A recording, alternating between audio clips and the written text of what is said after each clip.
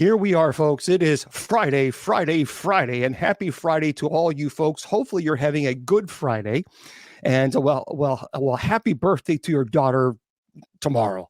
Well, I thank you very much, Ryan, and I appreciate all of you guys. What happened to me? What happened to me? What do you mean, Bing Bong 7238? What that's in TikTok on Bing Bong 7238 said, "What happened to you?" You're talking about my okay, yes, okay. Well, we'll talk about that in just a second. Just hang tight, and I promise you I'll get to you, folks. First of all, there's a couple things we got to let you know about. I want you to do yourself a favor. I want you to go to this website called kgradb.com. Again, let me tell you what it is. KGRAD as in dog, B as in bicycle, .com, kgradb.com. And I want you to go to that website because they have all kinds of paranormal shows there, really cool shows. And yes, this show is airing right now on the website. And, if you're like me, you love the paranormal.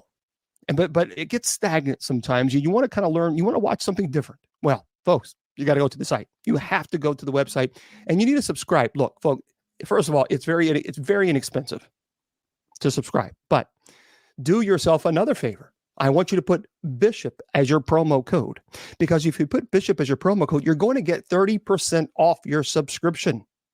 So why not? I mean, that if you're going to save money, do it, of course. So again, kgradb.com. As a matter of fact, that's who sponsors the shows. So, when I come on air on Sundays and Mondays and Wednesdays and Fridays, these folks they're the ones that's sponsoring the show. So you should show them some love by going to their website, kgradb.com, put Bishop as your promo code, and subscribe to them. Because, again, we really appreciate them doing this. Mr. Producer is behind the scenes. He's producing the shows on Fridays as well. So just kind of, if you would, just show them some love. Because, they don't have to do this, and they do. And I really appreciate it. I do so much. And so it's a great family. It's a truly wonderful, wonderful, wonderful family. Well, thank you very much. My goodness gravy. Let me just follow this individual. And I do. Well, great. Thank you, dear. Okay. Also, if you would please go to my website, bishopjameslong.com. Now, I do teach demonology, angelology, paranormal studies, and genealogy. I teach all 4 classes, and you learn at your own pace. It's 100% online. So all you have to do is click on the class button. That's it. That's all you have to do. And it takes you right to the site. You sign up, and it's on Facebook private groups. So, you learn at your own pace. And but they're very detailed. People are always asking me about, I want to learn more. Well, folks, that's what you do. bishopjameslong.com. Click on the class there. I have a store there as well. Now, I am going to have some really cool, I'm going to be having, well, this is not it, but I have some Benedictine necklaces, so the bigger necklaces that are really, really cool. They're quite beautiful. Here it is. And I'm going to be having them up. I'm going to put that up tonight. And so if you want the Benedictine necklace, I will have that. Now, that takes a couple of weeks just to get to you, so just kind of be patient. But that I'm going to put that up this evening after the show is over. Let me show you this really cool Saint Benedict is the patron saint for exorcists, and so I will be sending this to you so you can get those. That is the front, and that is with the back. That is the actual Benedictine necklace. They're really beautiful. See. And there's the back as well. So I'll be sending this to you, but you have to order that. And of course, 100% of this goes to funding the ministry as well. And so there we go. And you'll get also a kind of an information, which is very, very cool. It's a card that I'll be sending you. It's on Saint Benedict and what the medal means. So, which is important because a lot of people want to always ask me, well, what does the CSSML mean, and what does what do the initials mean? Well, I tell you this. I'll give you the card as well in this little pouch. So I will send that to you, which is very, very cool. So again, it goes to funding the ministry, and So just make sure, check that later on tonight, hopefully by night prayer, maybe. No, I won't have it up by night prayer, but I will have it up later on this evening. Night prayers tonight at 10 p.m. Eastern Standard Time. Okay. I do send it to Costa Rica, but I do ask that people pay for international, obviously. Now, if you want to join us for night prayer, now on my Facebook, YouTube, and Twitter, friends, there we go. I have the URL there for you. For those of you on TikTok and everywhere else, or you can just simply go to my website, bishopjameslong.com. Just scroll down to the bottom and it says night prayer. Click on it and boom, it takes you right to our night prayer. We have night prayer Monday through Friday at 10 p.m. Eastern Standard Time. And everyone is invited. There we go. All right. So that is all the fun-filled, exciting I guess notes that we want to pass on to you. Yep. And Mr. Producer just reminded me, and of course, if you want to go to the church's website, people are always asking about the church. Folks, here's the website, usocc.org. There you go. So if you want to know about the church, if you want to know more about usocc.org, that's where you got to go and check us out, because inevitably I'll answer the question and then someone 2 minutes later or 2 seconds later will ask again. So usocc.org, it's all there for you. It's all there for you.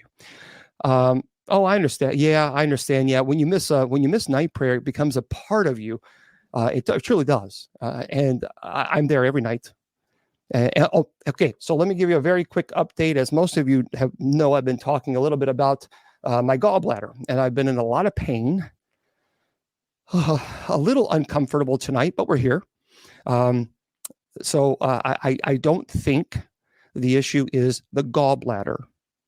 Now, and I've been relatively open about my health issues in the past, transparent, because I believe in transparency, even though, my personal health is really none of anyone's business except for my own, my doctor's. But it doesn't appear to be the gallbladder. So, several years ago, I had tumors in the stomach, stress, anxiety, a whole host of issues.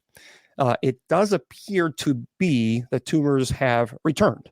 Now, the good thing is these tumors are treatable. Now, I'm scheduled to have a scope next Wednesday. Woohoo! Fun times. And if you've ever had a scope, and you know that your throat is very sore. I really don't want to do it, because that means I'd have to cancel Bible study right before Thanksgiving, and that really affects me. I don't like that. It really bothers me a lot. So I'm hoping that I can still do Bible study next Wednesday. I know it's kind of stupid, and maybe I shouldn't push myself, but I just don't like to cancel. I just don't like it. So I'm going to attempt next Wednesday. I'm supposed to have my scope, just so we can see, hey, look, what are these, tumors are doing and all this, and medicines and all that stuff. So I'm on medicine now to clear that up. Hopefully it will. But just give you a heads up on that. And we'll see. We'll see. If I'm feeling great on Monday and Tuesday, I may not even do it. I may cancel it. I really don't want to, because primarily I don't want to miss it. I don't want to miss Bible study. That is a priority. I know my health is a priority, but we'll see. We'll see. Well, we can't move it to Thursday. I could move Bible study to Thursday, but of course next Thursday is for those Thanksgiving, and so anyway, we'll see. Just hang tight. I'll let everybody know whether or not Bible study is a go for Wednesday. If not, then I'll have to cancel and we'll do it on Sunday. But if I can talk, if I still have the scope on Wednesday and I can talk and my throat's not too bad, then I'm still going to have it on Wednesday. So anyway, there we go. That's the fun-filled, exciting moments. All right. Tonight, we're going to talk about paranormal, anything and everything related to the paranormal. And we're going to answer your questions too. We'll do the best we can. And kind of go there. Now, Well, thank you very much. I appreciate that. And for those of you who are on TikTok, I appreciate for those of you who are subscribing to the channel. That's very kind of you. That's very, very, very kind of you. So thank you for that. We kind of push forward, don't we? That's what we got to do. Oh, you've been waiting for me all week. Well, then I've been waiting for you all week, Julie. So thank you for being here. Thank you, thank you, thank you, and thank you all of you guys. Oh, okay. People are asking about the weight. Yep. Although the past 2 days I haven't been able to walk because I haven't been really feeling that great. So I walk 5 miles a day, and I drink lots of water. As a matter of fact, I have 2 bottles of water here, and I drink lots and lots and lots of water and protein. So I've cut out the sugar, I've cut out the carbs, and I walk. So I'm not sick. No, it's not. There's people are saying, "Oh, what's wrong with you?" No, I'm not sick. I'm just I'm walking. I want to lose weight, and so I just want to be healthy. I want to be around for a little bit. I want to stick around and hang out with you guys for a while. And so the only way I can do that is to be healthy and exercise, and that's what we're here for. All right. Oh, goodness. You had congestion for 2 legs. It's going around. Boy, I tell you what, it is going around. And thank you for those of you who are tapping that screen. Tap, tap, tap, tap, tap, tap, tap. Thank you. Well, I look younger. Well, that's what happens when you lose that weight and you feel better and you have a lot of water. And, that's what you do, Well, thank you very much. I appreciate that. Thank you. Today, let's get to 100,000 likes. 100,000 likes. Tonight, we're going to talk about demonology. Now, most of you who follow this community, because I don't really like saying follow me. I'd rather say follow this community because it is our community. We're building this community together. So most of you who follow this community know that we really don't mention demon names, okay, in the chat room, because that really is that could be dangerous, and we just stay away from it. And we also, of course, we ask people, just be kind, don't spam, just be kind. But tonight is going to be a bit different. Okay, so tonight I am going to mention a couple of demonic entities' names. Now, don't worry, we'll say, St. Michael prayer before we begin. And the sole purpose of tonight is to teach a little bit about some of the demonic entities that are being used often in today's world as if you're just talking about Santa Claus. And it's been just being thrown around. Names are being thrown around. And even not only that, but some demonic names are even being used for the sole purpose of summoning. And I am deeply concerned about that. Very, very deeply concerned about that. I don't like it. And so I have to teach people, hey, look, this is serious stuff. So tonight and tonight only, we're going to talk about demonic entities' names, and we're going to mention them. So just understand, normally we never do that. But tonight we're going to allow it because it needs to be taught. It needs to be taught. Now, there's a lot of people understand, too, that there are millions of demons. So no one can possibly know every single demonic name. So I have a plethora of resources that I'll be using. So if someone says, "You what about this demon name?" I'm like, I'm not familiar with that demon name. So you might have to be patient with me while I look several things up, because I don't have every demonic name memorized. No one does. I'm not a walking encyclopedia. So let's talk about this one particular demonic entity that people are mentioning that is problematic. So before we do, St. Michael the Archangel, defend us in battle, be our protection against the wickedness and snares of the devil. May God rebuke him, we humbly pray. And do thou, O Prince of the heavenly host, by the power of God, cast into hell Satan and all evil spirits who wander through the world seeking the ruin of souls. Amen. All right, we are not provoking, and we are not inviting. We are learning. I know that there's a lot of people out there who have turned away from Christianity because perhaps maybe of what pastors have done to you. I know this. I know that many of you have turned away from Christianity because perhaps maybe you were brought up in a family that even abused Christianity, use it as a way of controlling, manipulating. And I know some of you have turned away from Christianity because of unfortunately, man's screwed up mentality when it comes to the Christian faith. I get it. I understand that. I don't judge you. So let me just say that. We may not agree with one another, but I don't judge you. I understand. I understand if you come from a perspective where you are abused mentally, verbally, physically, pastors that were abusing their power, and many pastors that are not properly trained. They have no education. They have no formal training at all. And they go on the pulpit and they start screaming at you and condemning you to hell because you happen to be LGBTQ plus, or because you happen to be married, or because you happen to have tattoos. And yet they have no idea. They have no idea what they're preaching and why they are preaching against you. They're just preaching hatred. That is not Christianity. So let me just say that very clearly. If you have a tattoo, you're welcome here. If you're divorced, you're welcome. If you're LGBTQ plus, you're welcome. If you are another faith, you're welcome here. We're not going to judge you, and we're going to welcome everybody. So let's talk about this one particular demonic entity that I'm deeply troubled with, because it is a movie that Disney just put out called Loki. Are you familiar with this? Let me just pull this up. I have not seen this movie, but I have heard a lot of things about it, and I'm troubled by it, very troubled. So Loki is a Marvel Studios. Loki features the god of mischief as he steps out of his brother's shadow in a new Disney Plus series that takes place after the events of Avengers Endgame.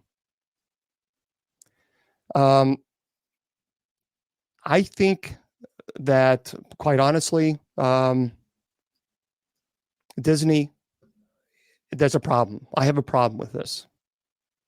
I have a very serious problem with it. And I don't like what they're doing. And because Loki actually is a demonic entity.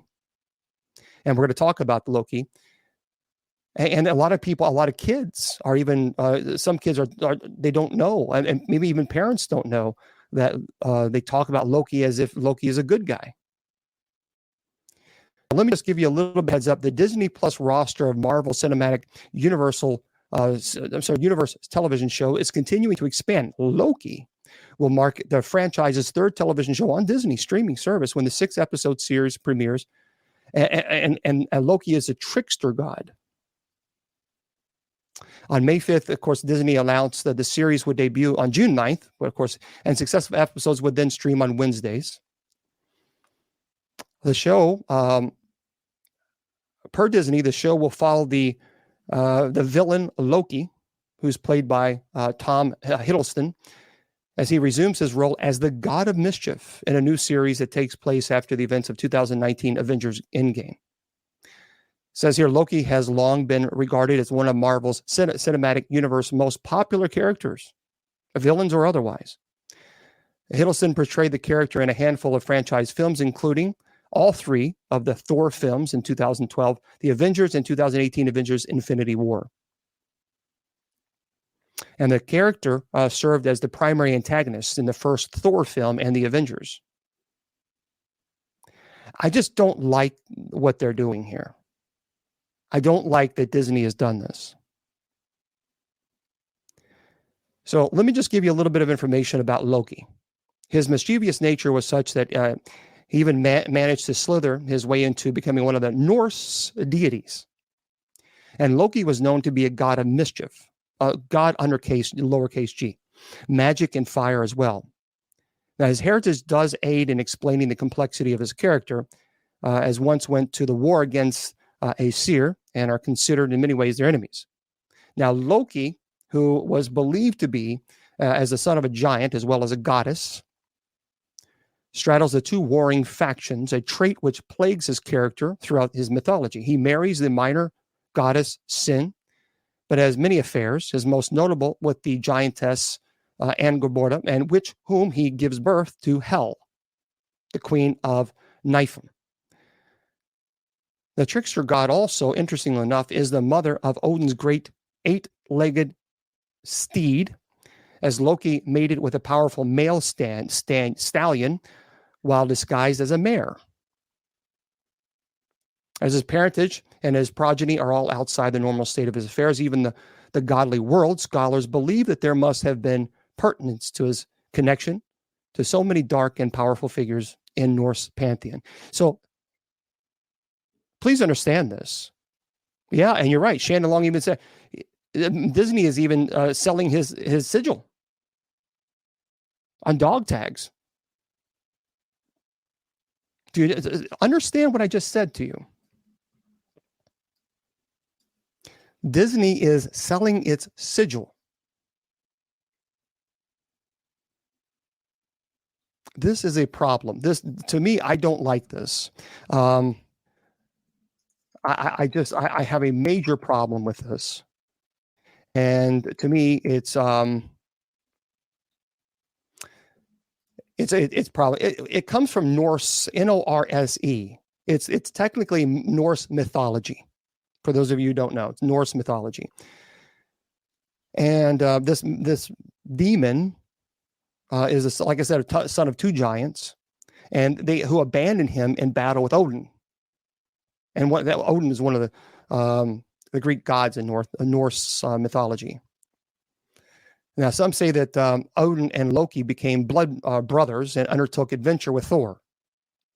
But ultimately, whether or not you believe it's good or bad, I just don't think that this is appropriate at all, and I have a problem with that. So again, it's in a Scandinavian mythology. And Loki, or some people spell it with L-O-K-I or L-O-K-E. It's the principle of evil. He's a mischievous wretch, author of intrigue, vice, crime, father of the most abominable monsters, spirit of evil, also known as the spirit of evil. And he's called the son of the giant Verbante, and is married to the Angerbode. I don't know. To me, that's an issue. It's people now. But keep in mind, it's quite natural considering that Loki, the character of Loki, that at a later period he should have become identified with the devil of Christianity. Some people have even identified Loki as the devil, who is called in Norway to the present day Laake. So this is not something. This is not a demonic entity that should be at all considered good or considered great or absolutely even televised or even having a movie for the love of God named as the main character. Why would you? Or the devil's son. I just don't understand this. See, this is the problem, is when we normalize, and I want you to listen to, when we normalize demons, when we begin to think, oh, they're not so bad, and then you try to spin it and put in a different character, a different type of personality on them, that's when you get into some very serious trouble. Because we're normalizing demonic entities into our society. And not only are we normalizing, but then we're introducing them to our children through Disney movies. And that's a problem. So let's talk a little bit about this, because I think this is very important. And then I'll get to your questions. I promise you on the top of the hour. I swear to you, I'll get to your questions. I promise you, okay? So I'll get to them. But right now I'm just kind of talking about demons, and then I'll go into all your questions, okay? I promise. Let's talk a little bit about the demonic entities. In 1 Peter chapter 5, verse 8, we're given an important warning. As a matter of fact, when we have our Bibles, a night prayer, Monday through Friday at 10 p.m. Eastern Standard Time, this is one of the readings that we read. And it says here to stay sober and alert because the devil is prowling like a roaring lion looking for someone to devour. That's what Scripture says. As firm believers in Christ, we are taught about demons. Demons are fallen angels. I don't care what anyone tells you. If they tell you anything else otherwise, with all due respect, they're misleading you. Demons are not going to be your friend. Demons are not going to be here to be your buddy. Demons are not going to do your will. They're not going to do your bidding. So the idea that you think that you're going to force a demonic entity to do your bidding or to do your... Folks, I'm telling you now, you're going to be misled because that goes all back to the key of Solomon. And the lesser key of Solomon is incorrect. And we'll talk about the lesser key of Solomon. I have no problem teaching you about it. But what people are doing is they're going online and they're finding these sigils of these demons. And then what they're doing is they're using Ouija boards or using other devices, and they're trying to summon that particular demon because they think that because they have the sigil of the demon that they can control that demon. No, what you've done is invited. You've summoned. That's what you've done. So the belief is that you can summon these demons and then they can do your bidding. Folks, they'll do what you ask them to do. I mean, if you want them to hurt somebody, they'll be more than happy to do so. If you summon a demon I want to summon the demon because I want to force this or I want to do this. Oh, they'll be more than happy to do they'll be more than happy. But you're going to pay a price. It's not free. Because what you've done is made a pact with the devil. That's what making a pact with the devil means. So you are summoning a demonic entity for the sole purpose of doing what you want, for nefarious reasons. And sure, they will work very hard for you, no problem at all. But then they collect their payment. And their payment is your soul. So while if you're there are people who try to summon these demonic entities to hurt others because maybe they got hurt or for revenge. Okay. More than happy to. More than happy to. And then you see, and here's what happens when you summon these demons, and then you see somebody that you try to you put a curse on them, that you call upon, you summon a demonic entity to harm that person, and then you begin to see that person's life seems to be going through a lot of struggles, and then that gives you a sense of, I got some power. I got some power. I can do this. But in that moment, you've sold your soul. That's the God-honest truth. Demons are fallen angels with a mission. They promote sin. They induce temptations. Remember, they absolutely try to tempt Christ many times. They torment, frighten us, to do anything that will keep us away from God. Revelation chapter 12, verse 7 through 9 says this. So like their counterparts, the characteristic of a demon is spiritual, immutable, and immortal. Demons are not all-knowing. They're not everywhere. Their power is limited to that of God. Demons also do not pertain to just one person or any kind, but have various purposes and knowledge in the area of expertise. So actually, there are different names of demons along with classifications, especially in Scripture. So, and the reason is, this is why I wanted to really, we've always talked about demons, but I really want to get into a conversation, and I'll get to their names in just a second. Demons, you have to understand, listen to me very carefully, demons are malevolent. They're evil beings that are able to travel within the transcendent dominion. They are not restricted to time or space. So while you are, like, let's say right now, or you may have summoned a demon, and then nothing happens. People tell me that all the time. Well, Bishop Long, I've summoned demons and not anything happened to me. And then I say, yet. Because 15 years to you may seem 15 years, but 15 years to a demonic entity is like that, the snap of a finger, because they exist outside of time and space. So they can wait. It's like a second to them. Of course they can wait 20 years. That's no big deal to them. They don't exist within time and space. So while 20 years maybe is a long time to us, and then all of a sudden all hell breaks loose in our hand, we're trying to figure out what in the world happened because the demon came back to collect what's rightfully his or its. Because you made a pact with it. So you may be living high on the hog now by summoning these demons to cause problems with people's lives. You're going to have to answer to that. Please understand, folks, I'm getting nothing out of this. You're not paying me. I'm not charging. I'm telling you this because I truly, truly believe this. And I've seen possession. I've seen people, 30 individuals who were really, truly possessed. And I'm not talking about people who are, like a flaying on the ground, like a fish out of water that you see on television. I'm talking about people who are truly possessed. This is why I'm so passionate about this, because I've seen it. I witnessed this. And this is why I'm so passionate, because I want to do everything that I can to not convince you, because there's some people that just won't be convinced, but to tell you this stuff is real. I swear, as God is my witness, if I had an ounce of doubt, just an ounce of doubt, if possession existed or if demons existed, folks, I swear to you, I would do something else with my time. I promise you, especially right now, because I'm in pain. But I'm here teaching you about demons because I am passionate, and I want to tell you this is the stuff that I have seen. It's not make-believe. No matter what anyone says, people tried to dismiss or even tried to downplay the dangers of demonic entities. That's misleading. They're purposely misleading you. The individual sometimes maybe even that individual truly believes this, folks. That's the demonic entities playing games. They're playing you.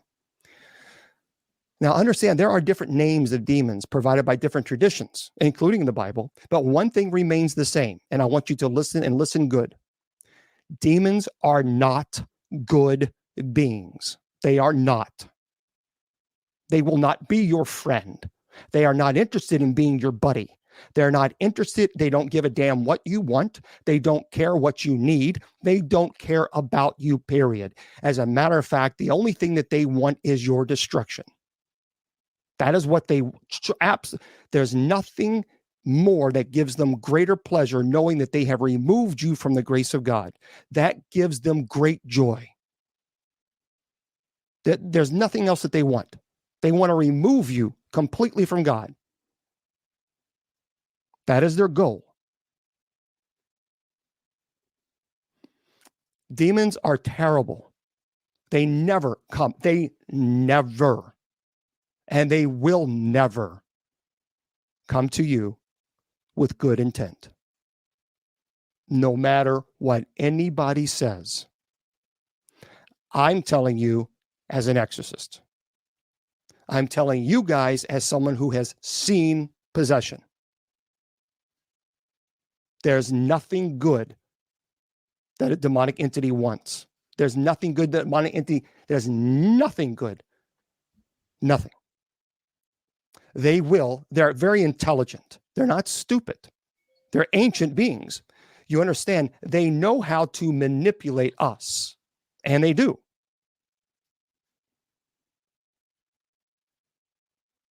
Oh, yeah. And they do. And we'll talk about Asmodeus. The most alarming characteristic they hold is how they are able to manipulate human beings. They don't want you to think that they're evil. Demons have only power over us because we allow them to. Either by inviting them or by invoking them. If they, you please understand that. They try to tempt people to abandon their faith. And this is what they do. They want to, if you've had any type of issues or personal issues with your faith, they will manipulate those emotions and they will amplify them because they'll make you want to hate God. They'll make you want to turn away from God, to denounce God. And maybe you had a legitimate argument. Maybe you had a legitimate point to be angry with Christianity because of what a pastor has done. I get it. but don't blame God for the actions of man.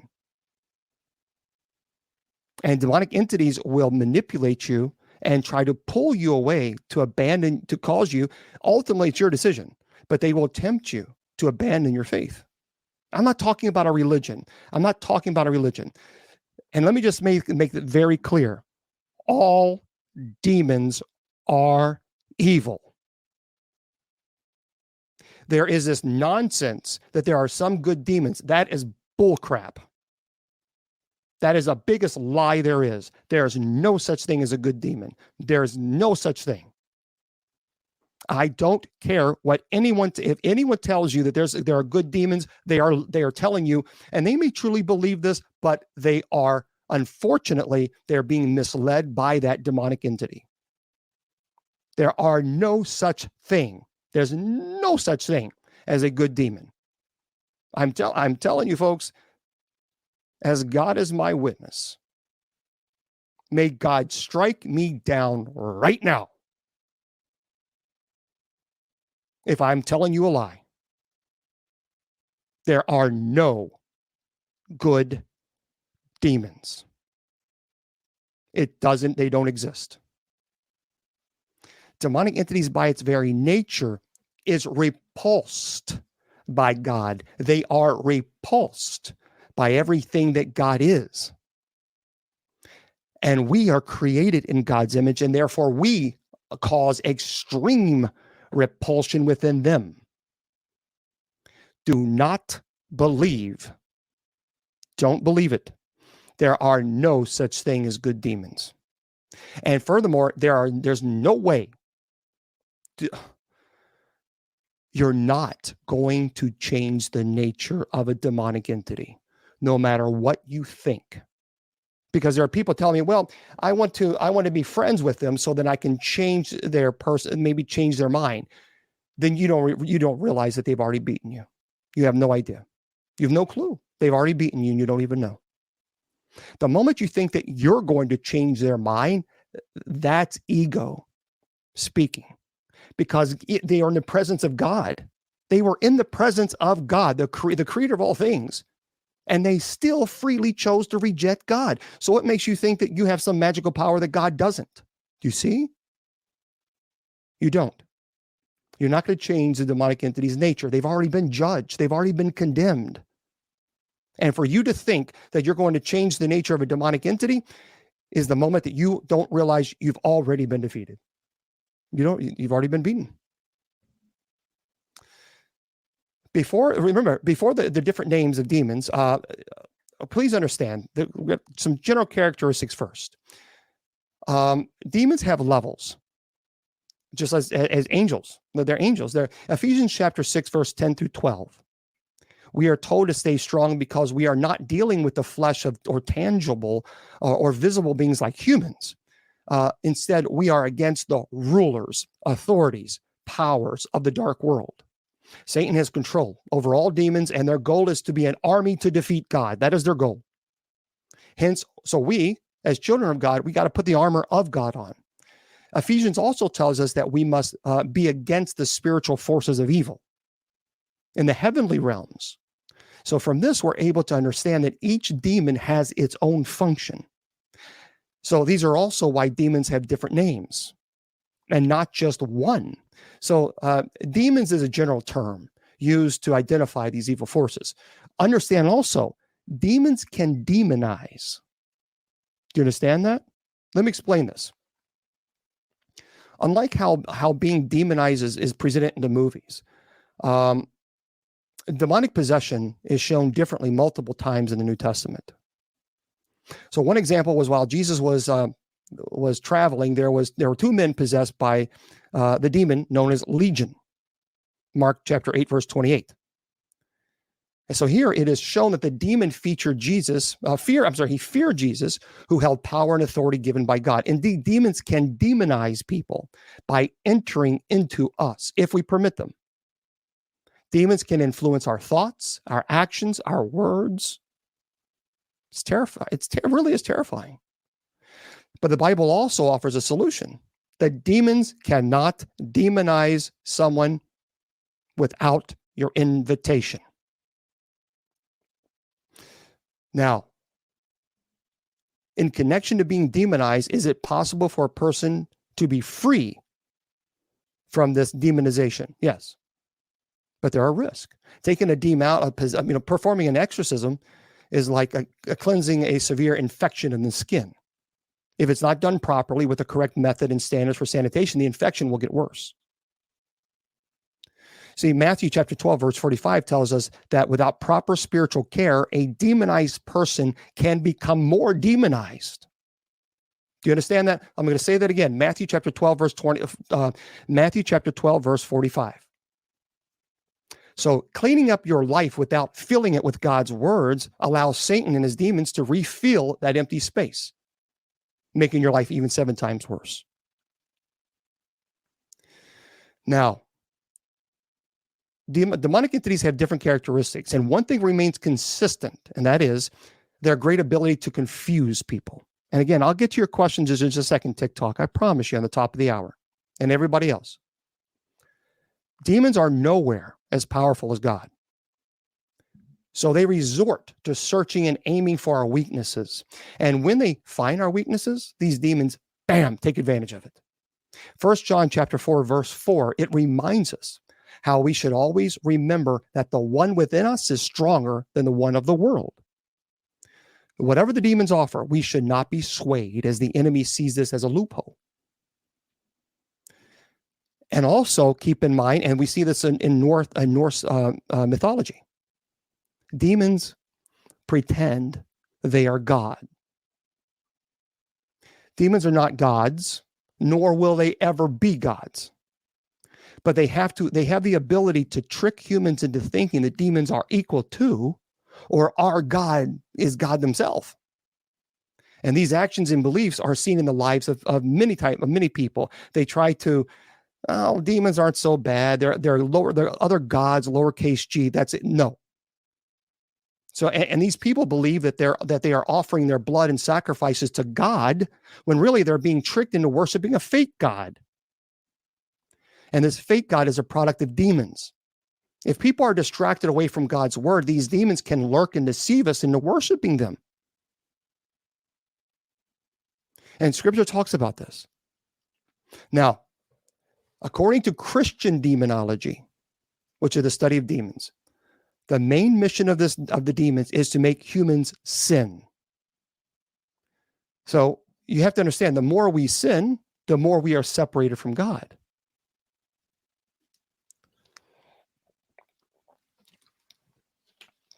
Think of it as they're trying to push us off the path, trying to make us go down the wrong path instead of the righteous one. And again, we're influenced by so many things that on television or on social media that we begin to think, well, maybe they're not so bad, such as Loki on Disney. You see how I'm very, very disappointed that Disney would do this. I'm troubled that they would do this, that they would try to normalize demonic entities to children. So since it cannot attack something, and remember, since it cannot attack something near the presence of God, the demons want to separate us from God's presence so then they can attack us with ease. Do you understand that? Let me say that again. I want you to hear this very clearly. Demonic entities cannot attack anything near the presence of God. They can't do it. So that is what they do. They want to separate us from God's presence with our own free will, through tricks, through lies, through deception, so then they can continue to attack us with ease. It really is like a pack of dogs, or even lions. That's how lions, even when predators, because you got to think of demonic entities are in fact predators. When predators attack, especially a pack of lions, when they attack a prey, they like to separate the one person or the one animal that they want to make its prey, and they try to separate it from the rest, so it becomes vulnerable. Well, that's what demonic entities will do to you. Now, demons don't follow just a single pattern of method into enticing us either. Demons can strike us through fear, flesh, deceit, greed, hate, temptation, anything you think, money, greed, power, love, fame, they entice, that forbidden fruit. Now, there are countless ways demons can take us, but for our part, we only have to answer one answer to all these, and that's our relationship with God. Demons cannot touch you if you remain in the presence of God. Now, flesh, devil, world, enemy, there's some terms used to refer to demons. However, the Bible has a few of the names of demons that are addressed. And Jesus even spoke to demons are plural. That means more than one. They come in levels with different purposes. So like everyone, they each have their own names. They're fallen angels. So here are some mentioned names of demons in the Bible, along with the different purposes, the history, the specialization. Okay, here they are. First, and I'll get to your questions, I promise you. I swear, I promise you, I give you my word, I will get to your questions at the top of the hour, okay? All right. Satan. Now, I've said this before, and I'm going to tell you again. There are a lot of people that try now to convince people that Lucifer and Satan are not the same thing. That's not true. Folks, that's misinformation. I'm telling you, for the love of God, that's misinformation. I'm not trying to sell you anything. I'm trying to teach you. I'm trying to convince you. I'm trying to show you this stuff is real. Look, again, I've talked about this. Lucifer, Satan, and the devil, they're all the same thing. Period. Dot. The end. I don't care what anyone else says. They are the same. Well, I have 2,000 years of church history behind me and my education that I'm teaching you. So someone can just have an opinion. Well, that's fine that you have an opinion, but I'm teaching you from 2,000 years of church history. I'm teaching you as a person who studied for the priesthood, and I'm teaching you as somebody who's devoted my entire life to this study. And as someone who's actually taken on and worked demonic cases and actually have worked possession cases. Look, Lucifer, remember, it refers to his angel self. Devil refers to his evil being, his existence. Now remember, and Satan refers to the concept that he is evil, the prince of darkness. The Bible clearly says in Revelation 12:9, the devil and Satan are the same.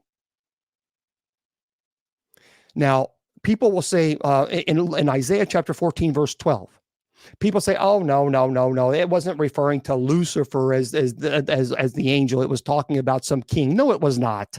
No, it was not. You can ask any rabbi. It was not talking about a king. They would tell you it was speaking of Lucifer, Satan. It says how you are fallen from heaven, O Lucifer. First of all, it could not be talking about a king because a king wasn't thrown down from heaven. So that's absurd theologically, period. So there's a lot of people who will say, okay, here's the quote. Isaiah chapter 14, verse 12 says, how you are fallen from heaven, O Lucifer, son of the morning, how you are cut down to the ground, you who weaken the nations. And then there's this ridiculous misinformation going, well, it was talking about some particular king that was fighting the Hebrews. That's not true.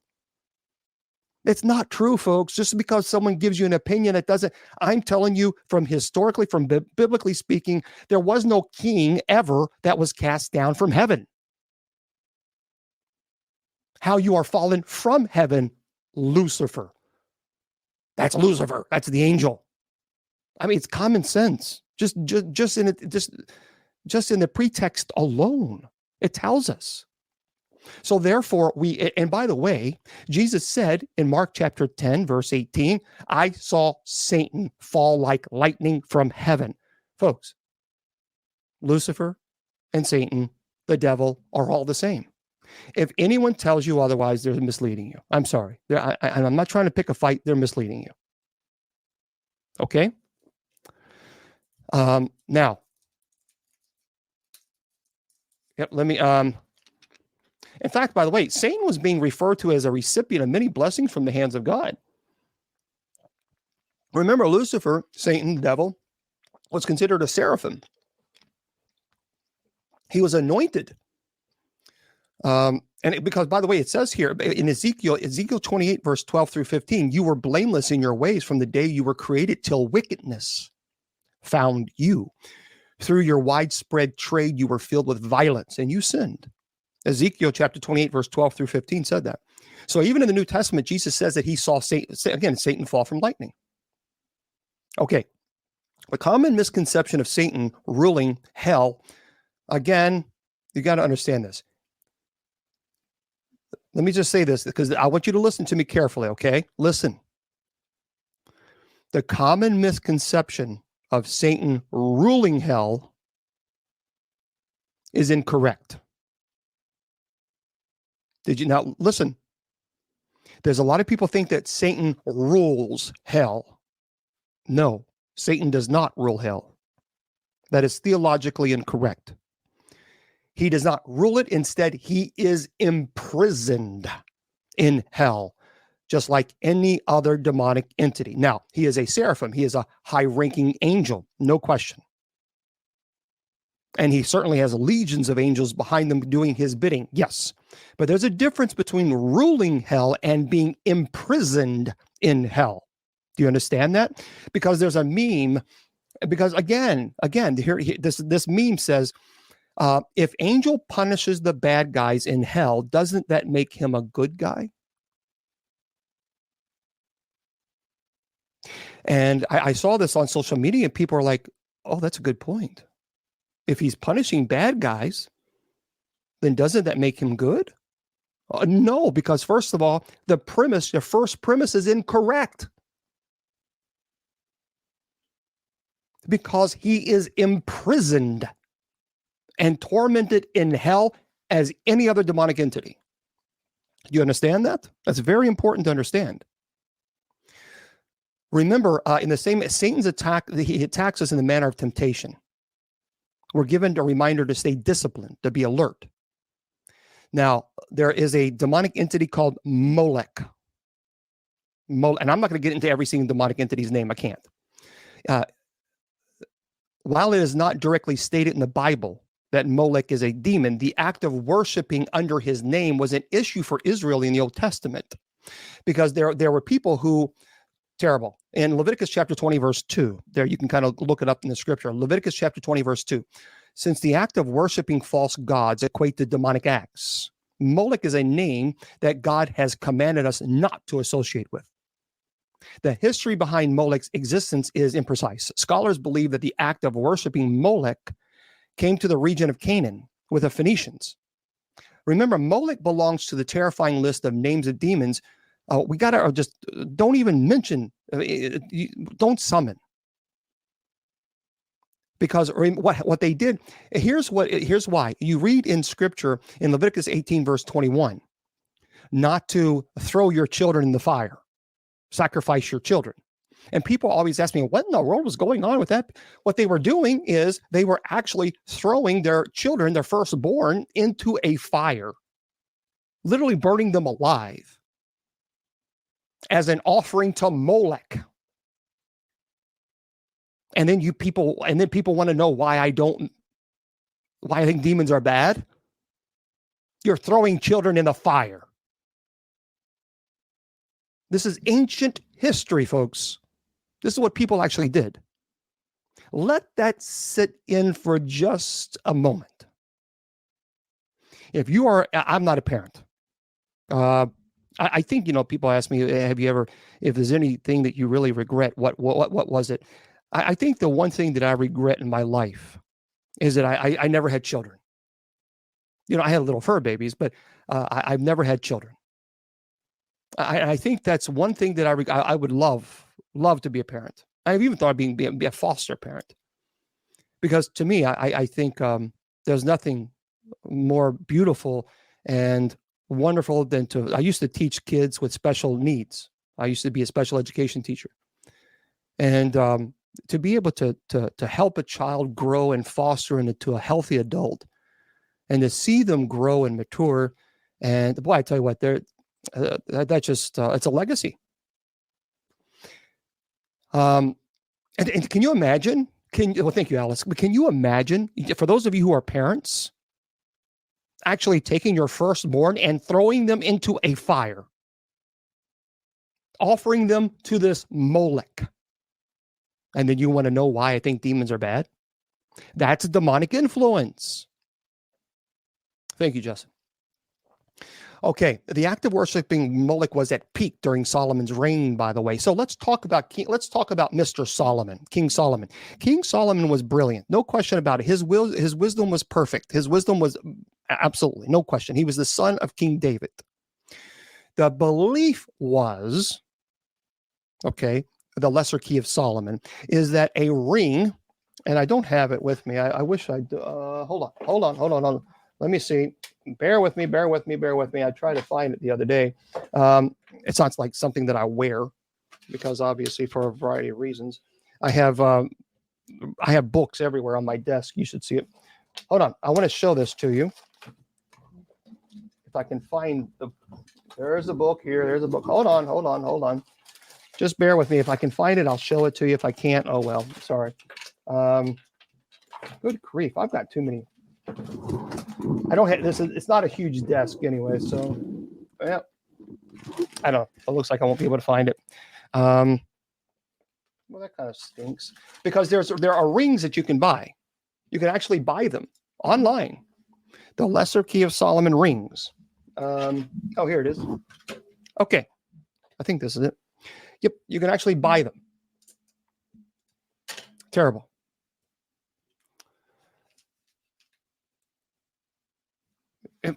Oh, no, that's not a ring. Oh, never mind. That's mother. I think this is it. Yeah, this is it. So you can buy these rings online. So this is what you can buy. There it is. That's what the ring looks like.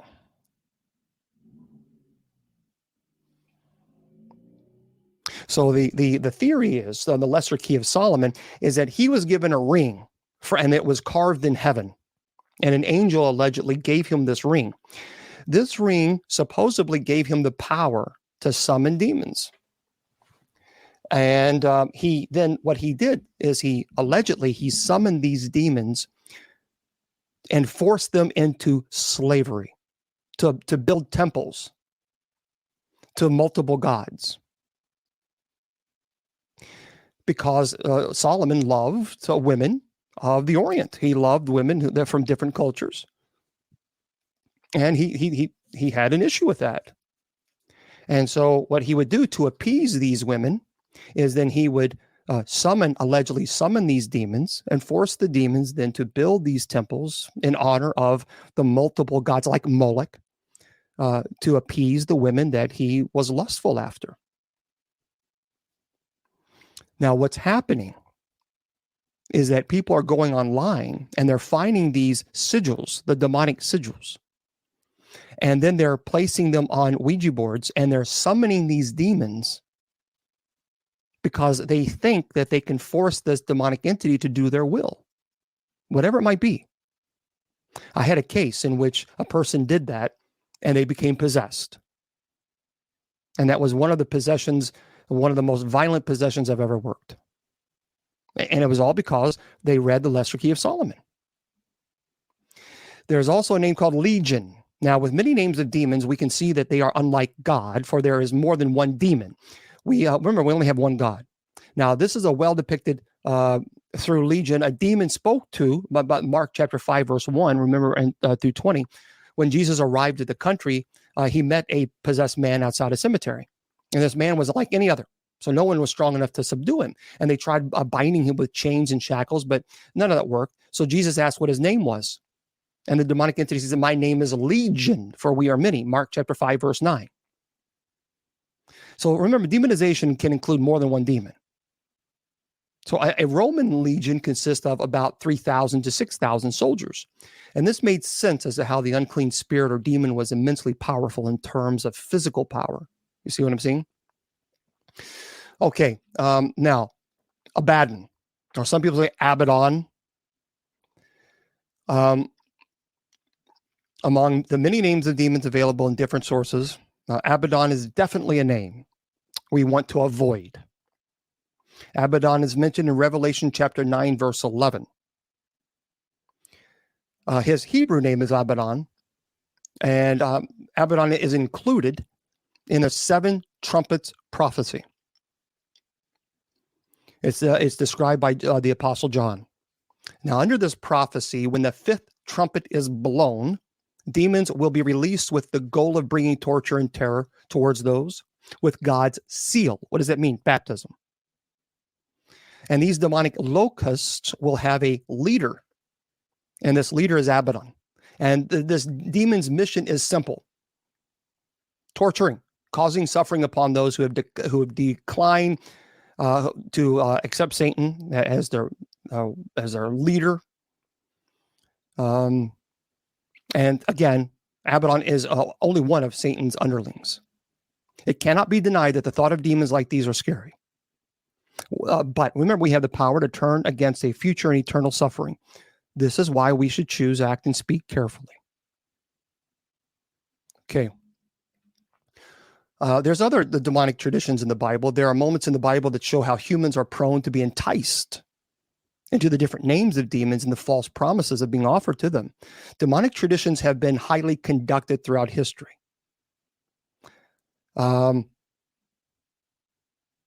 Now, divination is found in Deuteronomy 18, verse 10 through 12.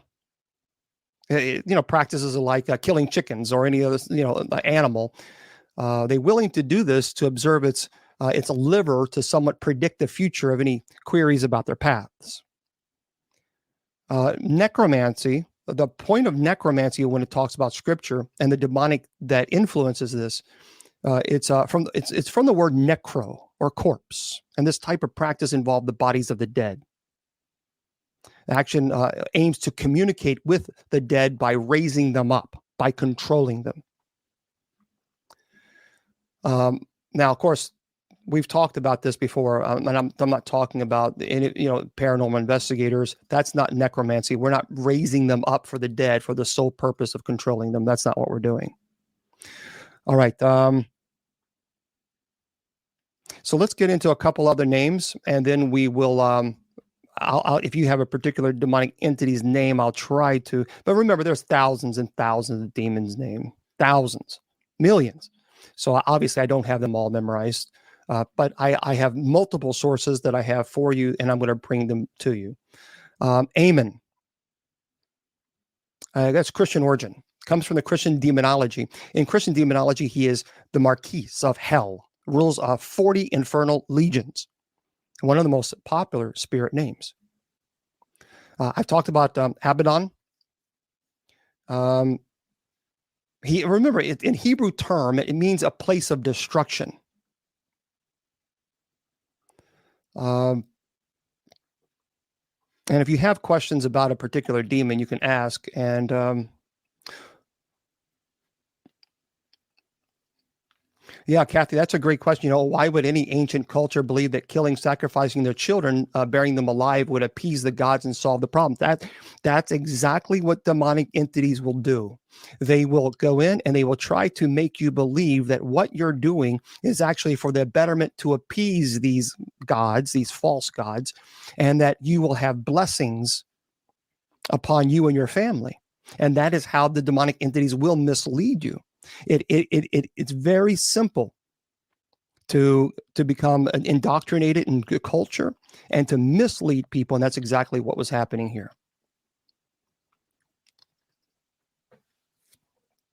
Well, John, the whole purpose for John, because you got to remember, the scriptures many of the scriptures at this time have been read, have been written. And one thing that the writers didn't want to do is repeat what was already stated. John's purpose was prophecy, to really explain to us the importance of understanding the second coming and preparation for that. Okay. Yep. All right. Let's talk about I will. Someone's asking about Balaam. All right. So let's talk about Balaam, because a lot of people think Balaam is just such a sweetheart of an angel, and that there's nothing evil about him and all this other stuff. And again, it goes into this crazy, and then Baphomet. All right, let's talk about. Hold on. Balaam, it's a former member of the angelic order of dominions, and now one of the fallen angels with 40 legions of demons under its command. Now, Balaam, by the way, for those of you who want to know, is the 51st of the 72 spirits of Solomon. Again, the belief was that he summoned these 72 demonic entities to do his bidding, and he's actually the 51st. He is a terrible and powerful king with the head of a bull, man, and ram, the tail of a serpent, and his eyes of flaming fire. He rides on an angry bear. In some depictions, he is naked, carries a weapon. He speaks hoarsely and gives true answers concerning the past, the present, and future. He has also rendered people invisible, allegedly, and makes them have wit. Now, let me just pull this because there's so many, like I said, there's so many I can go. Again, there's thousands and thousands. Keep in mind, he's known as a king of hell. He's quite powerful figure, and this demon name has very powerful connotations, which people actually have named their children Balaam. That's actually a child's name. For those of you, think about that for a moment. I don't know why anybody would name their child Balaam or any type of demonic entity's name. Let me see. Hold on. Because I've got so many, and we're going to talk about Zozo. We'll talk about that. Just bear with me for just 1 second, because I've got so many of these names. It's hard to, again, focus on one because people are hitting me with so many questions. So 1 second. Let me pull this. I have a lot of sites, liturgical sites, and I want to try to list some of them for you. Okay. There. All right. So let's go into this. By the way, he has a seal of murmur, according to people who follow this foul thing. Okay.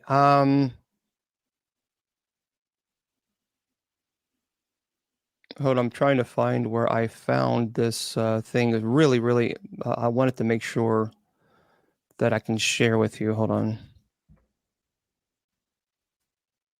And there's actually a singer named Balaam, which I don't understand. Why would you name your child Balaam anyway? I just don't get it.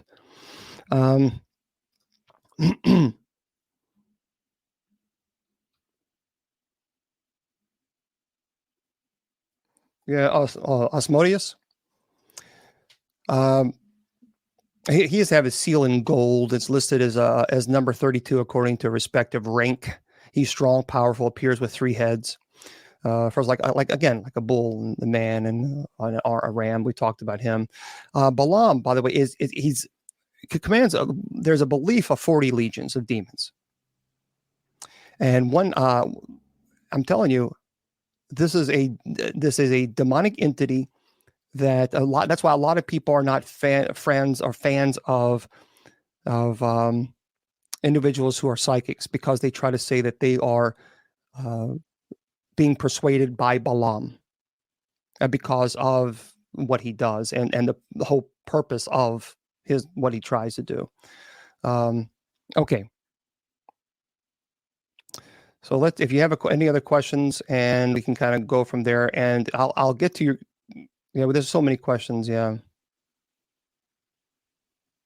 Okay. Yeah. There's a question. No, because demons cannot receive salvation because they've already been judged. Good question. When doing an exorcism, is it true that you need the name of the demon in order to complete the demon? I'm sorry, the possession. Yes. And here's why. This is what we do. The rite actually, in the solemn rite of exorcism, we command the name of the demonic entity. We don't ask. We don't, well, will you please give us, we command in the name of Christ. Specifically, for those of people who actually, Yeshua, it's very clear. It's a command.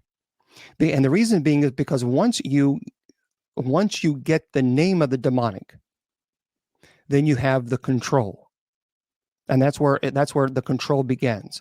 If you do not have the name of the demonic, and the demonic all the time will say, well, it's I'm Satan, or I'm this, and they try to do that to throw you off and to intimidate you. And so this happens quite often. Okay. But that you cannot change the nature of a demonic entity. You cannot. And people will tell me that all the time. Well, I pray for them. I'm trying to help them. I feel bad for them. Okay, fine. I understand that you want to try to change and try to help, but they don't want your help. That's the problem. See, that's the premise of the idea that you're going to help them. They don't want your help. They're not asking for your help. They're doing it because they hate God. I have come across several demonic entities. Now, I won't mention their names for several reasons. I just won't do that. I have had quite a few who have said that they're the devil. Let's talk about Asmodeus. Because Asmodeus is one of those demonic entities that people like to talk about and they like to throw up. Throw up, not mean physically, I'm sorry. They like to throw that name out. Well, let me just talk a little bit. Thank you very much. For those of you who are offering gifts, thank you very much. Let's talk about Asmodeus.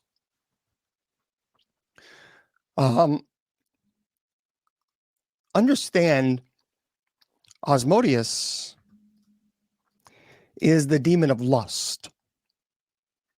It's the third of the 7 deadly sins, and of jealousy, anger, revenge. By the way, it's the 32nd of the spirits of the 72 spirits of Solomon. Asmodeus' chief objective is to prevent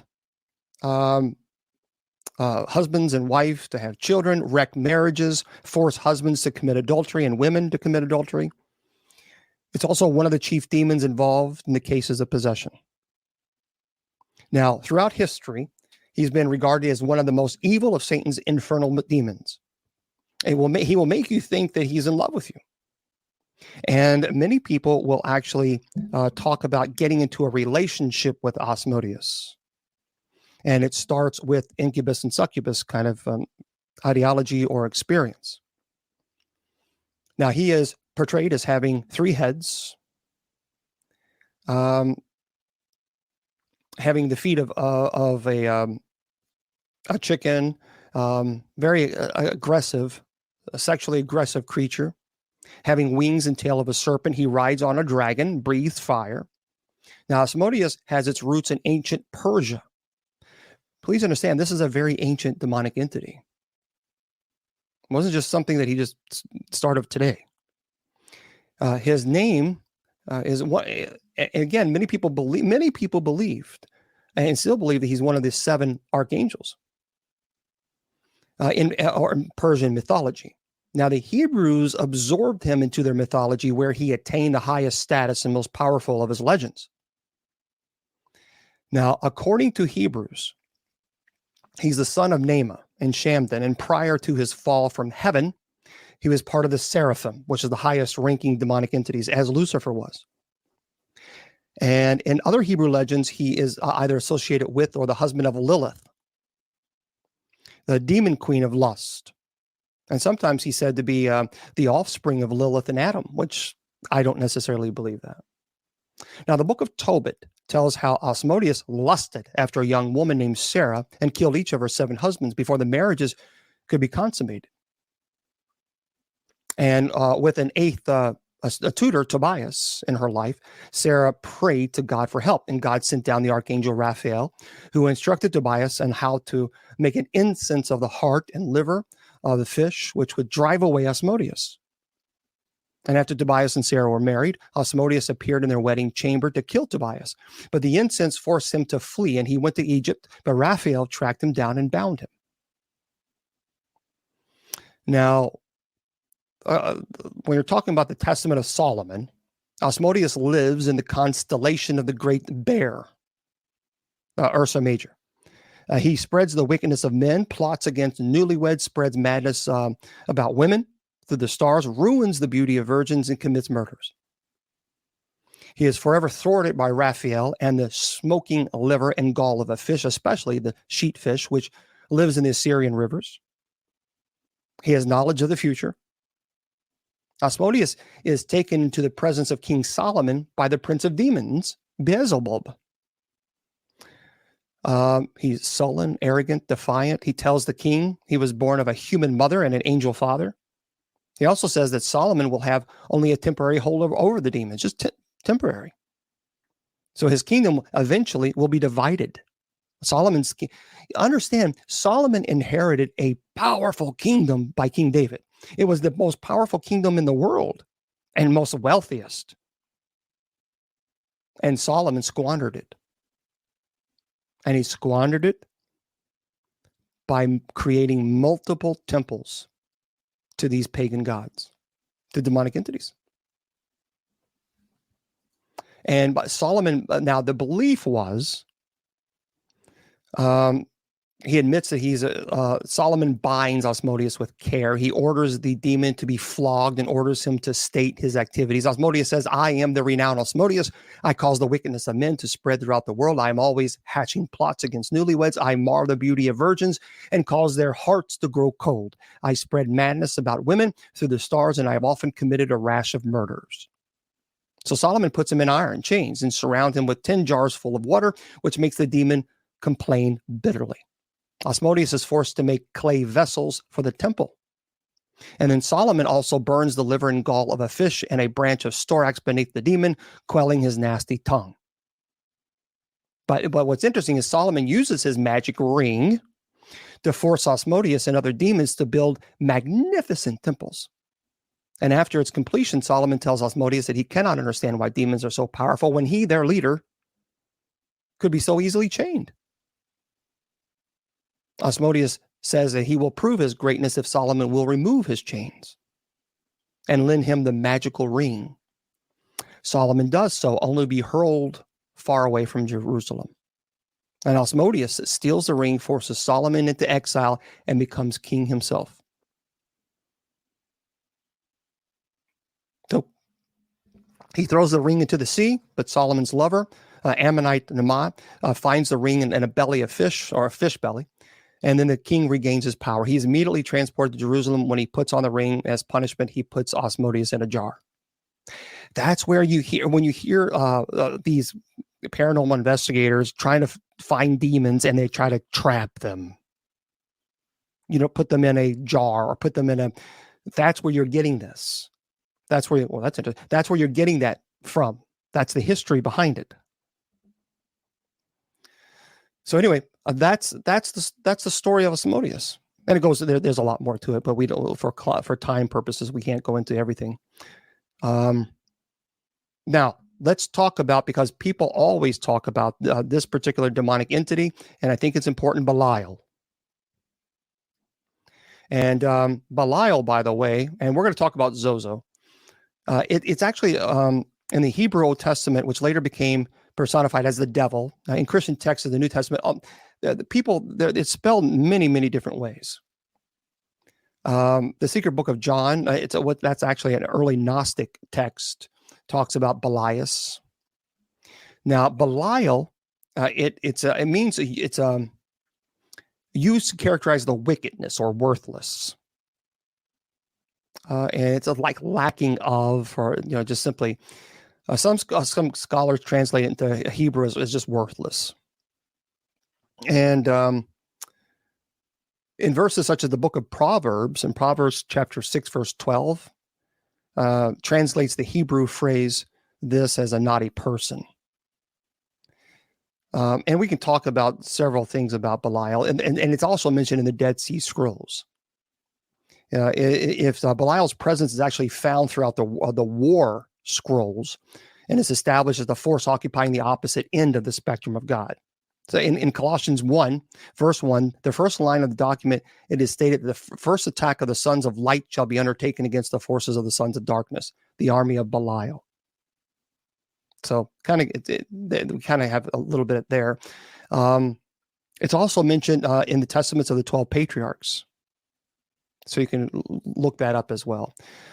And in the New Testament, in 2 Corinthians chapter 6, verse 15, what concord hath Christ with Belial, it says, or what part hath he that believeth with an infidel?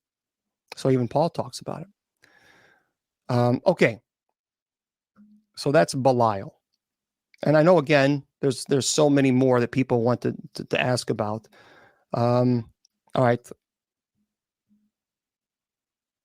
Let's get into, and I'll get to the other, let's talk about Zozo real quick, and then I'll get to your actual specific questions, because I've tried to answer them as well while I'm doing this. Zozo is a demon allegedly summoned through the use of Ouija boards and other forms of spiritual communication, like, seances and things of this nature. Zozo, it is believed to mimic the voice of the dead, who the user of the Ouija board wishes to talk to. And this demonic entity is cruel. He's sadistic. He likes to prey, P-R-E-Y, on people's insecurities, on their fears. He delights in telling them they're going to die soon. He loves to pretend he's other spirits. Oftentimes he says he's three spirits in one, as a form of mocking the Trinity. And so he loves watching the victim squirm with confusion. He's very sadistic. And now there's really very little backstory on this demonic entity. He was rumored, by the way, to have been the demon that actually possessed Roland Doe. He used the Ouija board. Now, Roland Doe is the young boy in the actual movie, The Exorcist, the actual Exorcist story. And that's where we're getting Zozo. That's where Zozo really came about. I mean, as far as the name. And even in the movie, the book, The Exorcist, there is a name, Pazuzu. So Pazuzu comes from Babylonian culture. So we see this, excuse me, and let's talk about the history, our encounters with Zozo. I think it's important to understand.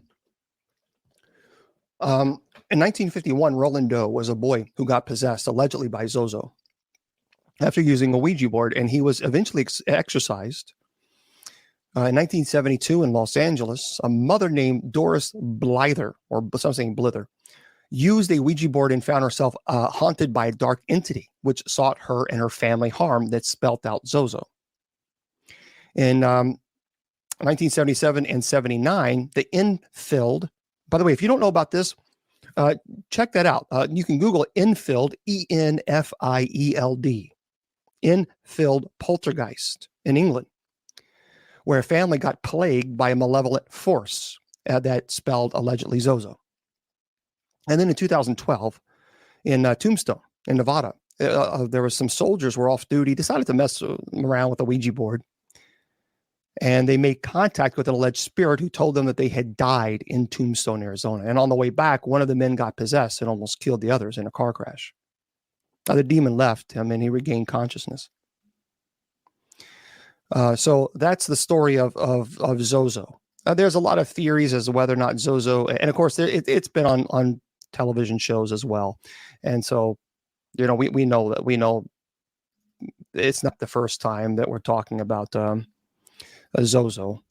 Lilith, we know in Hebrew, it's a figure in Mesopotamia and Judaic mythology. Now, the belief that people say it was the first wife of Adam. It simply was not true. It's a demonic entity, and it's believed to be in the biblical Hebrew and the book of Isaiah. And around 500 or so, Lilith appears in many writings in Scripture. She's mentioned in the Babylonian Talmud,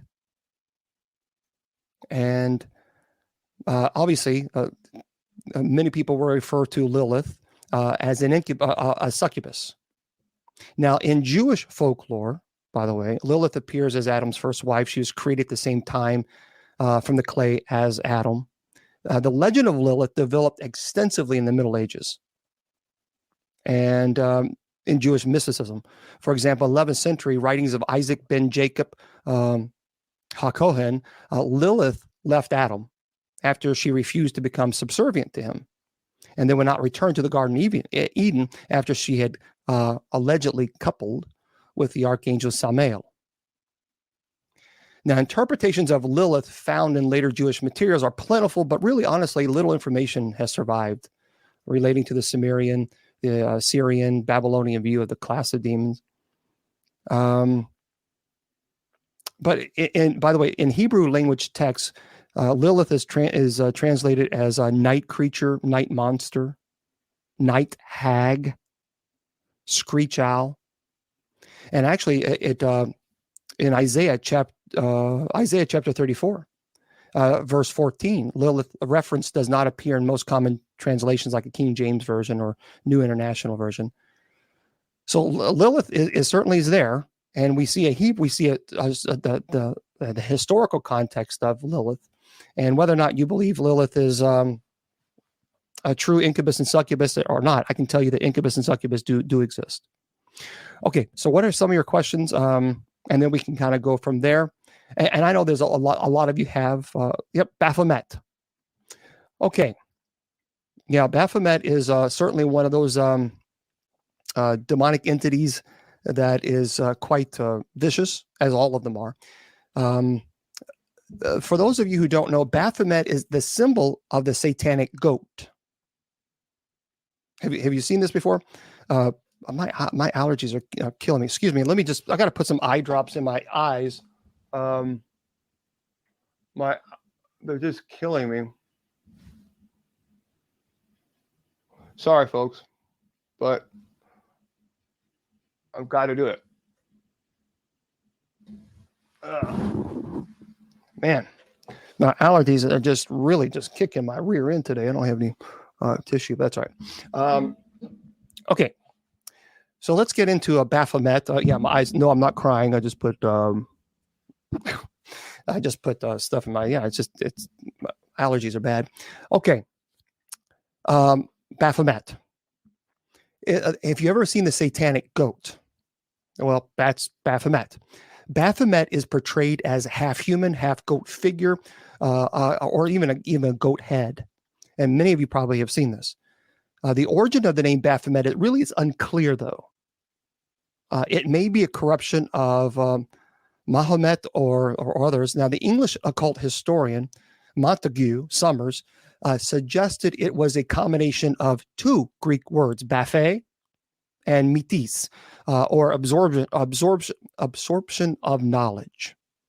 So Baphomet has also been called the goat of Mendez, the black goat, the Judas goat. If any of you are familiar with that, we've seen. You probably have seen the goat, so you know what I'm referring to. In the Middle Ages, by the way, Baphomet was believed to be an idol, represented by a human skull, a stuffed human head, or a metal or a wooden head with curly black hair. Now, the idol was said to be worshipped by the order of. Again, this was the accusation. So the idol was said to be worshipped by the order of the Knights Templar as their source of fertility and wealth, which was simply not true.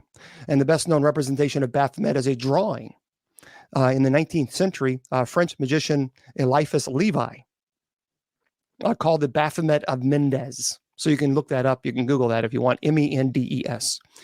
And Levi combined elements of the tarot devil card and the he-goat worshipped in antiquity in Mendes, Egypt, which was said to fornicate with its women followers, as the church claimed the devil did with witches. Now, the Church of Satan, by the way, Anton LaVey, founded in 1966 in San Francisco, adopted a rendition of Baphomet to symbolize Satanism. So do not tell me that the Church of Satan doesn't worship Satan.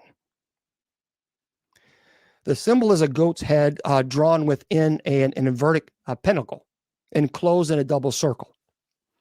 In the outer circle, Hebrew figures at each point of the pentagram spell out Leviathan, and a huge water serpent demon associated with the devil.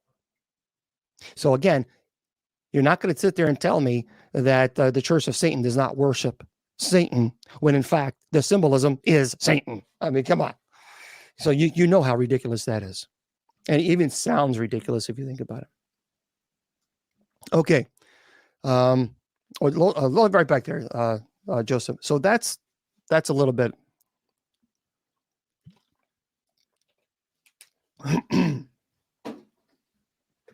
Yeah, its allergies are terrible. Well, I appreciate that, Bobby. Thank you very much. Thank you. Okay. Are you talking about Aleister Crowley? I mean, it depends on what you're referring to. I mean, he did several things. He was an occultist. He was a alleged magician. He was also a poet, a painter, novelist, and he was a mountaineer. So it really depends on when you're talking about Crowley, in which element are you referring to? So, but yeah. Okay. So let's get into some of your questions about demonology, about possessions, about the paranormal, and then we can kind of go from that. Yeah, he was a wackadoodle, huh? Well, you're very, very welcome, Lee. I appreciate that. Thank you. All right. Well, okay. That's it. Regarding demonology, understand that I knew I wanted to be a priest when I was 5 years old. I began studying demonology when I was 9.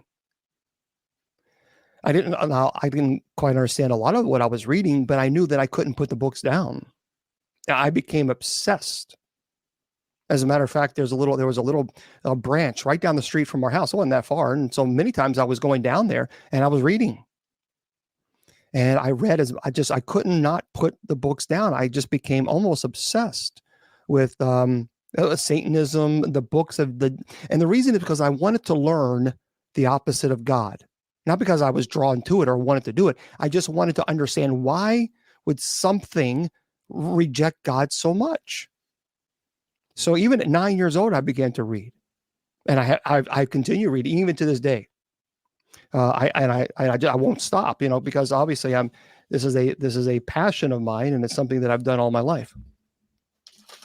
Okay. When will I go? Oh, angelology. Well, I kind of did talk a little bit about angelology already. So, okay. Attachment versus possession. So let's talk about the difference between that, because there is a difference. And let's talk about attachment. Okay. So let's say that you go out to a paranormal place, and you investigate, and if there's anything here, can you do something? Can you? Well, you're Mensa smart. Well, because I'm a Mensa member. Only I would be walking around saying, "Hi, I have a Mensa pen. Look at me." But you have to understand. I went to space camp when I was a kid. I mean, that's pretty nerdy. But let me tell you something. If the day that I'm going to get to Kennedy Space Center, one day I'm going to. And I'm going to be a fat kid in the candy store because I am not going to want to leave. I'm going to just want to put a tent and just camp out there. One day I'm going to get to Kennedy Space Center. I'm going to make it happen. I will make it happen. And God, I can't. It's been a dream of mine. Never been there. I've been to Huntsville. I went to space camp as a kid in Huntsville, Alabama. But I've not been to Kennedy Space Center. But by golly, I'm going. Yeah, I love. Okay. So yeah, I'll get you. So let me get to your first question about the difference between demonic possession and demonic attachment. So you go out, something here, do something. I dare you to do something. Now the demon is saying, "Oh, I'm going to do something," and then it's attached to it yourself. It's attached to because you've given the invitation. So you go home. Now you have what's called demonic infestation. Demonic has infested itself within your home. Religious objects are desecrated. You'll hear bangings of three as a form of mockery. Sometimes animals are terrified. You will have a feeling of dread. You will get very sick. It's nausea. I mean, it's violent. Now it's attached to you. So what happens is many times in this stage, you have what's called demonic oppression. This is the same thing as attachment. So it's attached. So under oppression, it begins to attack you. In this stage, your intellect and will are being attacked. Do you understand this? So you have demonic oppression and demonic obsession. So demonic oppression is when it begins to physically attack you. It's biting you, pinching you, scratching you, causing you extreme sleep deprivation. You also begin to hear its voice. It mimics schizophrenia. That's called demonic obsession. So it's breaking your intellect and will down. At this time, you begin to isolate yourself from your family and your friends. You, if you were a religious person, now you don't want to talk about God. You don't want to even discuss it, because the moment that you do, it makes you sick. You become violently ill, and because it's trying to push you. Remember, the closer you are to God, then the demonic entities, as we go closer to God, the devil can't do anything. That's why it wants to push you away from God, so then it can attack you. So what it does, it's just breaking down the intellect and will of the person. You isolate yourself. If you are a religious person, you can have a complete change, total change. You begin almost getting involved, and sometimes blatantly getting involved with demonic entities, thinking that they're not so bad. And even to the point where you're a proud lover of Satan. Demonic entities have broken you down and has made you think, and has distorted your thinking process. Now it's breaking you down, and then once it does that, and the intellect and will is eradicated, or at an incredibly substantiated, weakened point, that is when possession can take place. Because it's now you can no longer fight this off, because you are compromised intellectually and will. Now, possession. You do not remember possession. There's no memory of possession. None. In the church's 2,000-year history, please understand, no one has ever remembered being possessed. No one. And I, quite honestly, I think, with all due respect, and again, I'm not, you can say Roman Catholic, the Roman Catholic Church, has been doing this ministry for 2,000 years. So I think they would have a pretty strong argument for the truth, considering that they've been doing this for so long. There's never been a case where someone has remembered what happened during the stage of possession. Now, they remembered what happened that led up to possession. So they remember the oppression stage of being attacked and having their will and intellect being eradicated, but they do not remember the stage of possession itself. Now, possession, there are some mental changes of the person, complete changes in personality. Again, it continues. The person isolates themselves, sleep patterns, weight loss or gain could occur. Sometimes they'll become very hostile for no reason at all, begin cursing, even blaspheming God. They have an aversion to religious objects, extreme aversion. Sometimes there's self-mutilation.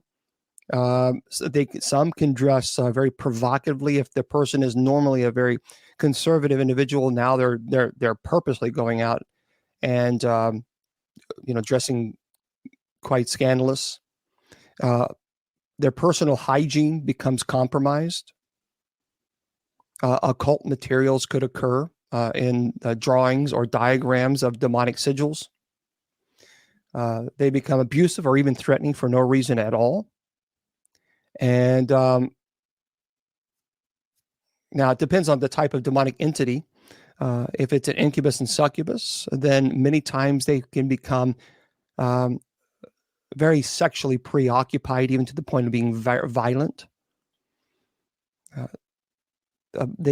Sometimes they'll have, well, especially under the stage of, now there's what's called transient possession and perfect possession. Transient possession is when the demonic has possessed the person, enters the body, leaves at will. Again, the person has no memory of that possessed state. It's almost like a catatonic. They have no memory of it. They remember what led to it, but they don't remember what they did. They have no memory. Now, there are physical changes that can affect the person as well. So sometimes they can go long periods of time without blinking. But keep in mind, that can also be a neurological condition. They sometimes will appear catatonic. They will speak in languages that they did not know, they've never studied. But a person will become very rigid. And it's almost and even when they do move, it's very serpentine. It's very the way their body slithers. Changes in the eyes. The eyes will go many times solid black where there's no whites. But they can possess inhuman strength. And now let me just tell you this: there's a term called precognition, the ability to predict the future. There's also a term called retrocognition. And that's one reason why, we know if a person is mentally ill versus, if a person is truly possessed. Because if the person in the stage of possession will have the ability of retrocognition, we know that's not a mental illness. What that means is it's the ability to know the past events of the individual. And it's not because they can read your mind. I've said this before. Demonic entities can't read your mind. They have the ability of retrocognition because through ordinary demonic activity, they are the ones that tempt you to sin. So therefore, they're going to know your sins. That's retrocognition. And that's why an exorcist will always go through the sacrament of reconciliation, confession, before performing an exorcism. They will sometimes, writings or symbols may appear on the body, which I have seen. I've not seen levitation that we've seen the whole body levitate, but I've seen where the body, like here's the head and here's the feet and here's the torso, and the body just went just like this. And I even heard a crack in the vertebrae. I thought they were breaking their back, but it's just like someone had a string and just pulled them up, just like that. As I mentioned, the eyes, I've seen complete solid blackness, no whites, no whites. Multiple voices can occur. Multiple pitches, scratches, or again, writings can appear in the body as well. So there's a whole host of signs, and there's also outward manifestations. So if there's a demonic infestation, there's a way to know through outward manifestation as well. So there's a lot to it. It's just, I do believe Anneliese Michel was possessed. I do believe that. Yep. But I also believe, Anneliese Michel, that the clergy involved really, really messed up there. They had no business, to be honest with you, they had no business continuing the rite with her. And again, that was her decision. It was her decision and her family's decision because they were very devout in their faith. And they truly believed that the medicines were no longer working. And so in their opinion, they were tired of it. They were tired of the medicines. They didn't want to do the medicines anymore. She stopped her taking her medicines. And the family put 100% of faith, 100% faith in the exorcisms because they believed that eventually she was going to be freed. And they've stopped. And I think that was a mistake. I think it was a mistake on the demonic, on the clergy's perspective. They should have immediately gotten her help. And he didn't. And I think that was wrong. They should have said, look, we're going to stop this. We can continue this, but, we're going to have to back off for just a second and get her immediate help. And they didn't. And so I think that was a major problem with Anneliese Michel. Understand, I have a soundbite of Anneliese Michel's one of her exorcisms, and there are 32 pitches. 32 pitches.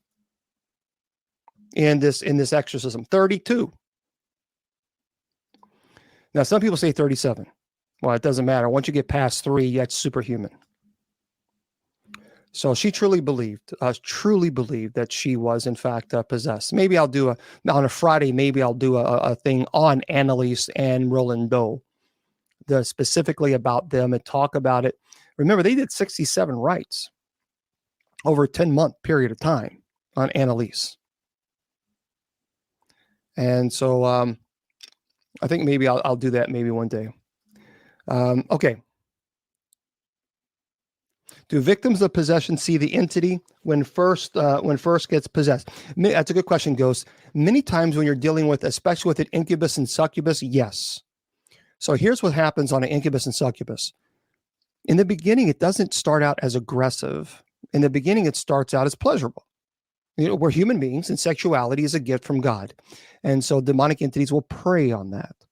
And so what happens is many people talk about how it's a dream, and you dream of, a beautiful woman or a beautiful man, whatever it might be, and you don't stop that act.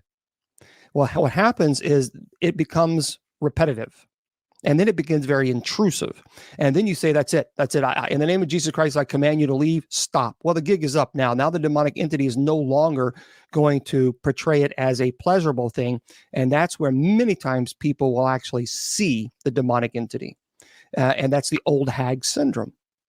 So, because now it does no longer need to trick you, because the invitation has already been granted by not stopping it.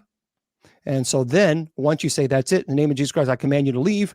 Well, it doesn't need to trick anymore. Now it just continues to become very, very violent. So in those cases, yes. Now, Annalise Michel, in Annalise Michel's case, Emily Rose, for those of you who don't know, or actually Emily Rose is based on Annalise Michel. She actually described these beings under the stage of oppression and obsession. She actually described them as ghastly beings. Now, she was hospitalized because she suffered from grand mal epilepsy.